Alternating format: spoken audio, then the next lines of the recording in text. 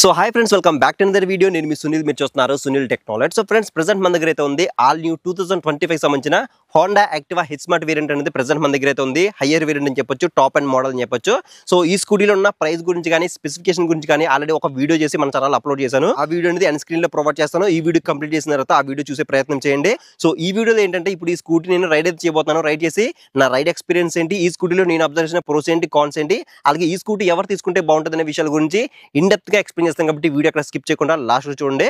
So ఇక late చేయకుండా ride అనేది స్టార్ట్ చేసేద్దాం. ఫ్రెండ్స్, ఈ స్కూటీని నేను షోరూమ్ నుంచి తీసుకున్న తర్వాత అప్రాక్సిమేట్లీ ఒక 30 నుంచి 35 కిలోమీటర్స్ వరకు రైడ్ చేశాను. నాకు ఇనిషియల్గా ఏమనిపించిందో మీకు ఎక్స్ప్లెయిన్ చేస్తాను. సో లాంగ్ టర్మ్ రివ్యూ అయితే కాదు, ఇనిషియల్ రివ్యూ అని చెప్పొచ్చు. సో అలాగే 2024కి 2025కి తీసుకొచ్చిన మేజర్ అప్డేట్స్ గురించి కూడా మనం డిస్కస్ చేసుకుందాము. సో 2025లో తీసుకొచ్చిన మేజర్ అప్డేట్ దీని యొక్క కన్సోల్ అని చెప్పొచ్చు. సో ప్రీవియస్గా అయితే మనకి ఎనలాగ్ మీటర్తో అయితే ఉండేది. ఇప్పుడు 2025లో ఫుల్లీ డిజిటల్ కలర్ కన్సోల్కి అప్డేట్ చేశారు. అలాగే బ్లూటూత్ సపోర్ట్ కూడా మనకి దీంట్లో తీసుకొచ్చారు. సో అలాగే మనకి విజిబిలిటీ పరంగా కూడా మనకి ఎటువంటి ప్రాబ్లం లేదు. అలాగే కన్సోల్లో కూడా మనకి లాట్ ఆఫ్ ఫీచర్స్ అనేవి అయితే ప్రొవైడ్ చేస్తున్నారు. సో కన్సోల్ ఉండే ఫీచర్స్ గురించి ఆల్రెడీ నేను వాక్ కరెంట్ రివ్యూలో అయితే మాట్లాడాను కాబట్టి ఇక్కడ దాని గురించి అయితే మాట్లాడదలుచుకోలేదు. అండ్ నెక్స్ట్ ఇంకొక అప్డేట్ ఏంటంటే ఇంజిన్ డిపార్ట్మెంట్ లో మనకి OBD 2B నామ్స్ కి అప్డేట్ చేయబడిన ఇంజిన్ మనకి 2025 అయితే మనకి తీసుకురావడం జరిగింది. సో దీంట్లో 124cc single cylinder 4 stroke 2 valve తో మనకి BS6 ఫేజ్ నామ్స్ కి అప్డేట్ చేయబడిన fuel injected air cooled SOS engine మనకి దీంట్లో అయితే ప్రొవైడ్ చేస్తున్నారు. సో ప్రీవియస్ గా ఏదైతే ఇంజిన్ ప్రొవైడ్ చేశారో సేమ్ ఇంజిన్ ప్రొవైడ్ చేసినప్పటికీ దీన్ని OBD 2B నామ్స్ కి అయితే అప్డేట్ చేశారని చెప్పొచ్చు. అంటే ఆన్ బోర్డ్ డయాగ్నోస్టిక్స్ ని 2B వెర్షన్ లో మనకి రిలీజ్ చేశారని చెప్పొచ్చు.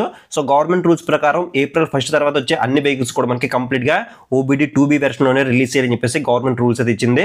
సో కాబట్టి 2024 ఏప్రిల్ తర్వాత వచ్చే అన్ని బైక్స్ కూడా మనకి OBD 2B నామ్స్ కి అప్డేట్ చేయబడిన ఇంజిన్ తోనే రావడం జరుగుతుంది. అసలు OBD 2B ఇంజిన్స్ వల్ల యూజెస్ ఏంటి అని మాట్లాడుకుంటే సింపుల్ గా చెప్పాలంటే మనకి ప్రీవియస్ జనరేషన్ తో కంపేర్ చేసుకుంటే OBD 2B ఇంజిన్స్ అనేవి మనకి ఇంకా ఫ్యూల్ ఎఫిషియన్సీగా మనకి వర్క్ అవడం జరుగుతుంది. అంటే ఫ్యూల్ చాంబర్ లో మనకి ఫ్యూల్ కంబషన్ ఇంకా మనకి ప్రాపర్ గా జరిగి లో లెవెల్ ఆఫ్ వేస్టేజ్ మనకి బయటకి అయితే రిలీజ్ చేస్తుంది అనమాట. సో దీని వల్ల ఏంటంటే పొల్యూషన్ మనకి అండర్ కంట్రోల్ అయితే ఉండడం జరుగుతుంది. అలాగే ఏ వెహికల్ ఎంత లెవెల్ ఆఫ్ పొల్యూషన్ క్రియేట్ చేస్తుందో కూడా మనం క్యాల్కులేట్ చేయొచ్చు. అలాగే గవర్నమెంట్ దగ్గర కూడా ఒక సర్టెన్ డేటా అయితే ఉండడం అయితే జరుగుతుంది. అలాగే వెహికల్ లో ఏమైనా ప్రాబ్లమ్స్ ఉన్నా కూడా అవి మనకి మైనర్ ప్రాబ్లమ్ గా ఉన్నప్పుడే మనకి వార్నింగ్ అయితే ఇవ్వడం జరుగుతుంది. అవి మేజర్ ప్రాబ్లం కాకముందే మనం సర్వీస్ సెంటర్ తీసుకెళ్లి రిపేర్ చేయించుకుంటే కనుక మనకి మెయింటెనెన్స్ కాస్ట్ అనేది తగ్గుతుంది. ఇక ఈ ఇంజిన్ పెర్ఫార్మెన్స్ ఏ విధంగా ఉంది అని మాట్లాడుకుంటే దీంట్లో మనకి ESP టెక్నాలజీ మనకి దీంట్లో అయితే యూజ్ చేశారు. ESP అంటే ఎన్హాన్స్డ్ స్మార్ట్ పవర్ టెక్నాలజీ అని చెప్పొచ్చు. సో దీంట్లో మనకి 8.4 PS పవర్ అనేది ఈ ఇంజిన్ ప్రొడ్యూస్ చేస్తుంది. అలాగే 10.5 న్యూటన్ టార్క్ ని ఈ ఇంజిన్ అయితే జనరేట్ చేస్తుంది. సో ఇంజిన్ డిపార్ట్మెంట్ లో మనకి చాలా స్మూత్ గా అయితే ఉందని చెప్పొచ్చు. సో మనకి ఇనిషియల్ గా ఆ పికప్ అనేది చాలా బాగుంది. అలాగే టార్క్ కూడా మనకి ఎక్కువగా ఉండడం వల్ల మనకి ఇనిషియల్ పుల్ అయితే మొత్తం చాలా బాగుంది. సో మిడ్ ఎండ్ లో టాప్ ఎండ్ లో కూడా మనకి చాలా డీసెంట్ పెర్ఫార్మెన్స్ చేస్తుందని చెప్పొచ్చు. సో నేను ఇక్కడ టాప్ స్పీడ్ టెస్ట్ కూడా చేశాను. ఇక్కడ నాకు 92 km/h మనకి టాప్ స్పీడ్ అయితే రీచ్ అయ్యాను. 92 km/h నేను టాప్ స్పీడ్ రైడ్ చేసినా కూడా నాకు స్టెబిలిటీ పరంగా ఎటువంటి ఇబ్బంది అయితే అనిపించలేదు. ఈ స్కూటీని అండర్ బోన్ చాసిస్ ఫ్రేమ్ మీద డిజైన్ అయితే చేశారనమాట. సో స్టెబిలిటీ కూడా మనకి డీసెంట్ ఎనఫ్ అయితే ఉంది. ఎటువంటి వైబ్రేషన్స్ కూడా అయితే లేవని చెప్పొచ్చు ఇంజిన్ డిపార్ట్మెంట్ లో. అలాగే హీటింగ్ పరంగా కూడా ఓవర్ హీట్ అవుతుందన్న కంప్లైంట్స్ అయితే లేవన్నమాట. సో మనకి నార్మల్ గా అయితే ఉంది హీటింగ్ అనేది. అలాగే ఇంజిన్ డిపార్ట్మెంట్ లో మనకి ESP టెక్నాలజీ యూజ్ చేయడం వల్ల ఇగ్నిషన్ అనేది ఆన్ చేసినప్పుడు మనకి సైలెంట్ గా ఇగ్నిషన్ అనేది ఆన్ అవడం జరుగుతుంది. అంటే సైలెంట్ స్టార్ట్ ఫీచర్ మనకి దీంట్లో ప్రొవైడ్ చేస్తున్నారు. అలాగే ఐడియల్ స్టార్ట్ స్టాప్ సిస్టమ్ కూడా మనకి దీంట్లో అయితే ప్రొవైడ్ చేస్తున్నారు. అంటే మనం ట్రాఫిక్ లో కానీ ఎక్కడైనా సరే ఇగ్నిషన్ అనేది ఆపకుండా స్కూటీ కనుక ఆపినట్టు కనుక ఒక సర్టెన్ టైంలో మనకి అంటే ఒక 10 seconds తర్వాత మనకి ఇగ్నిషన్ అనేది ఆటోమేటిక్ గా మనకి ఆఫ్ అవ్వడం జరుగుతుంది. మళ్ళీ మనం క్లచ్ పట్టుకుని యాక్సిలరేటర్ ఇస్తే కనుక ఆటోమేటిక్ గా మళ్ళీ మనకి ఇంజిన్ అనేది ఆన్ అవడం జరుగుతుంది. సో దీని వల్ల ఏంటంటే మనం ఎవ్రీ డ్రాప్ ఆఫ్ ఫ్యూల్ ని మనం సేవ్ చేసుకుని మైలేజ్ అయితే కన్వర్ట్ చేసుకోవచ్చు. అంటే బెటర్ మైలేజ్ అయితే రావడం జరుగుతుంది. అలాగే నెక్స్ట్ ఇంకా సస్పెన్షన్ ఎక్స్పీరియన్స్ ఏ విధంగా ఉంది అని మాట్లాడుకుంటే ఫ్రంట్ సైడ్ మనకి టెలిస్కోపిక్ సస్పెన్షన్ అనేది ఇచ్చారు. బ్యాక్ సెక్షన్ లో మనకి స్ప్రింగ్ హైడ్రాలిక్ షాక్ అబ్జర్వర్స్ అనేవి ప్రొవైడ్ చేస్తున్నారు. సస్పెన్షన్ మనకి డీసెంట్ ఎనఫ్ అయితే ఉంది. మరి అంత సాఫ్ట్ అయితే ఏం లేదు, అలాగే మరింత హార్డ్ అయితే ఏం లేదు. సో మీడియం గా అయితే ఉంది. మనం రెగ్యులర్ ఫ్యామిలీతో కమ్యూట్ చేయడానికి ఈ సస్పెన్షన్ అనేది ఎనఫ్ అని చెప్పొచ్చు. అలాగే నెక్స్ట్ దీని యొక్క టైర్స్ గ్రిప్ ఏ విధంగా ఉంది అని మాట్లాడుకుంటే ఫ్రంట్ సెక్షన్ లో 90/90 12-inch ట్యూబ్లెస్ అలా వీల్స్ అనేవి ప్రొవైడ్ చేస్తే బ్యాక్ సెక్షన్ లో 90/100 10-inch వీల్స్ అనేవి ప్రొవైడ్ చేస్తున్నారు. సో బ్యాక్ సైడ్ కూడా మనకి 12-inch వీల్ ఇచ్చుంటే బాగుండేది. మేబీ ఏంటంటే సో ఆ స్పీడ్ ని అలాగే మైలేజ్ ని అది మనకి ఎఫెక్ట్ ఇస్తుందా అన్న ఉద్దేశంతో మనకి ఇక్కడ 10-inch వీల్ అనేది ప్రొవైడ్ చేశారు. గ్రిప్ పరంగా మనకి బాగానే అయితే ఉంది. సో మనం ఎంత టాప్ స్పీడ్ రైడ్ చేసినా కూడా మనకి స్టెబిలిటీ అనేది ఎక్కడ కూడా మిస్ అవ్వట్లేదు. అలాగే ఆ గ్రిప్ కూడా మనకి ఎక్కడ కూడా మిస్ అయితే అవ్వట్లేదు అనమాట. అలాగే దీంట్లో మనకి గ్రౌండ్ క్లియరెన్స్ అనేది 162 mm అనేది ప్రొవైడ్ చేస్తున్నారు. 165, 169 ప్రొవైడ్ చేస్తుంటే బాగుండేది అని చెప్పేసి నాకు అది అనిపించింది. సో 162 కూడా డీసెంట్ ఎనఫ్, బట్ ఇంకొంచెం ఇచ్చుంటే బాగుండేది అని చెప్పేసి నాకైతే అనిపించింది. అండ్ దీంట్లో మనకి type C USB charging support ఇచ్చారు, ఇది కూడా ఒక ప్లస్ పాయింట్ అని చెప్పొచ్చు ఈ వెహికల్ కి. అలాగే ఈ స్కూటీలో ఇంకొక అడ్వాంటేజ్ ఏంటంటే దీంట్లో మనకి కెర్బ్ వెయిట్ అనేది 107 kgs వెయిట్ తో రావడం జరుగుతుంది.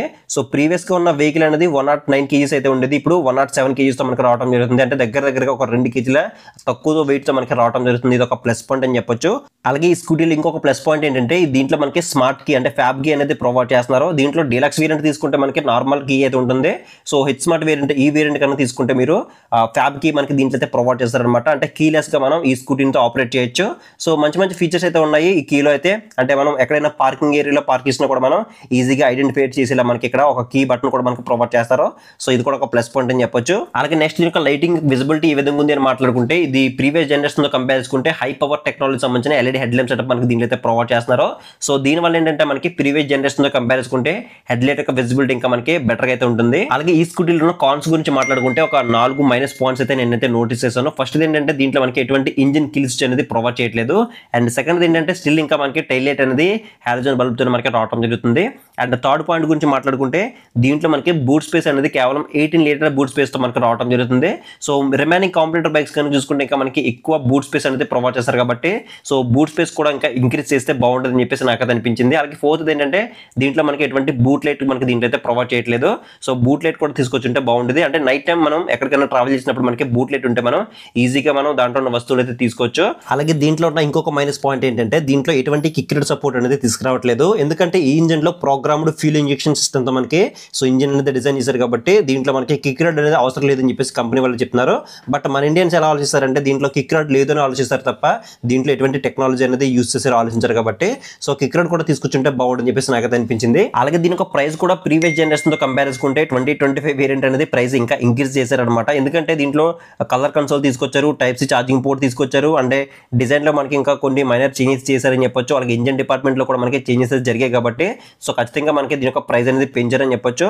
సో 1,03,000 ఎక్స్షోరూమ్ ప్రైస్ అనేది తీసుకొచ్చారు. అలాగే 1,23,000 వరకు దీని యొక్క ఆన్ రోడ్ అయితే ఉంది.